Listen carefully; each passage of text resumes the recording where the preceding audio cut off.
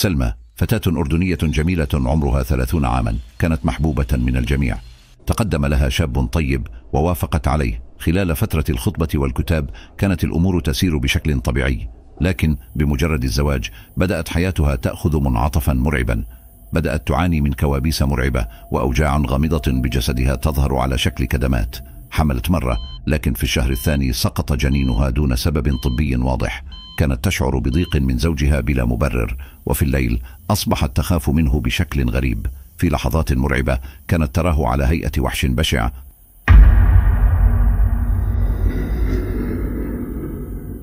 تصرخ وتقفل على نفسها الباب.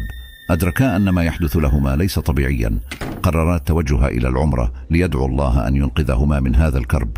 في الحرم المكي بكت سلمى بحرقة تدعو الله أن يرفع عنها البلاء. شعرت براحة غريبة وكأن الدعاء قد استجيب. عند عودتهما إلى الفندق نامت سلمى بسلام لأول مرة منذ فترة طويلة.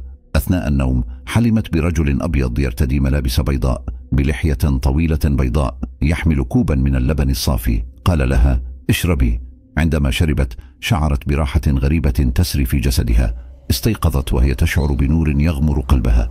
في صلاة الفجر وأثناء أدائها الصلاة شعرت بألم حاد في بطنها. بعد الصلاة تقيأت مادة سوداء لزجة واستمر الألم لساعات، ومع الدعاء المستمر والرقية الشرعية شفاها الله تماما. عادت إلى الأردن بسلام وحملت في الشهر الأول بعد عودتها. رزقها الله بمولود جميل وعاشت حياة سعيدة مع زوجها. هل ما حدث لها كان سحرا أم عينا أم نفسا وشيطانا؟ اكتبوا آراءكم في التعليقات.